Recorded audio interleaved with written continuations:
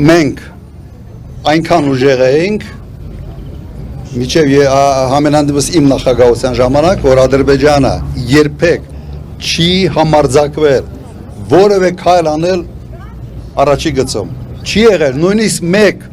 ընդհարում քիչ թե շատ sense միջին ծավալի չի եղել։ Եվ դա եղել է ոչ թե նրա համար, որ sense բարեհամբույր էին, ավելի բարի էին, ոչ։ Ուղղակի պատասխանը գիտեին, որ կլներ շատ եւ շատ լուրջ եւ իրենց համար շատ ծանր հետևանքներով։ Սա եղել մեր մոտեցումը։ Ինչ վերաբերում է այս զենքերի, տեսնում եք, չէ, երիտասարդը չգիտեր, որ այն ժամանակ բեսպիլոտիկներ գոյություն չունեին ընդհանրապես։ Փորձում էին ինձ մեղադրեին, թե ինչի բեսպիլոտիկ չունեիք։ Ես կարող եմ մեղադրել, ինչի դուք 18 թվականից մինչև 20 թվականը, երբ արդեն պարզ էր, որ կար բեսպիլոտիկների խնդիր,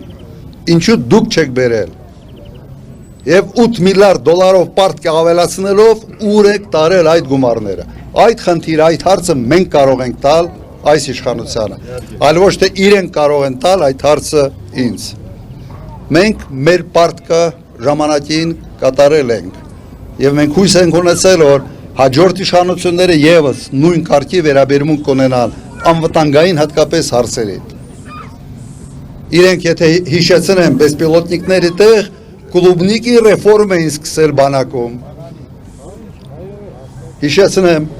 ինչքան գեներալներ ունենային, գնդապետներ ունեինք, մարտական փորձով բոլորին տշեցին բանակից։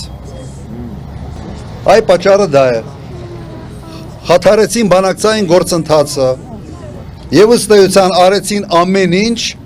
որ Իլհամ Ալիևը սկսի պատերազմ։ Հրահրեցին, ուղղակի հրահրեցին այդ պատերազմը եւ պարտվեցին պատերազմում։ Պատվերցին, որովհետեւ չէին հասկանում, թե ինչ են անում։ Չունեին այդ փորձը, ընդհանրապես լավ բանակի սրանք չխոսան էլի։ Այս պարադն էլ ես հիշեցնեմ իմիջիալոց։ Բանակը որպես այս զորահանդես օգտագործել է քարոզչական նպատակով նախընտրական շրջանում միայն 96 թվականին արել են զորահանդես, որից հետո միանգամից գնացել են ընտրության։ Ինչով է ավարտվել այդ ընտրությունը 96 թվականի նախագահականը բոլորդ գիտեք։ Հայաստանի համար եղել են ամենից վատ ընտրությունները։ Ամենից վատ։ Հիմա կարծում եմ նույնն է լինել է իշխանության համար, որովհետև բանակը սարքել են քարոզչական մեքենա։ Քարոզչական մեքենա են սարքել։ Հիմա երևի այսքանը բանակի։ Պարոն Քոչարյան, ներեք, եթե կարելի է թույլ կտակ, ես ընդհանրապես խոսալու ցանկություն չունեի, այսօր պահը չէր, բայց մեր երիտասարդի խոսալուց հետո կապված պարոն Քոչարյանի հետ բնութագրող, ես ընդհանրապես մի երկու խոսք եմ ուզում ասեմ, կապված ասենք այն անցյալ ժամանակաշրջանի կարճ խոսք ասեմ, ուղղակի եթե կարելի է։ Սիրելի ժողովուրդ, ես ցանկություն չունեի խոսալու, բայց մեր երիտասարդի հնչեցրածից հետո իմ օրինակի վրա բերեմ 92-ից 99 թվականներին ես գտնվել եմ Արցախում կրթական ծրագրերով, Հայ հեղափոխական դաշնակցության կրթական ծրագրերի շրջանակներում եւ չէի ցանկանում հետ գայ սպիտակ նորից, քանի որ կար վտանգ, քանի որ անվտանգությունն ապահովված չէր,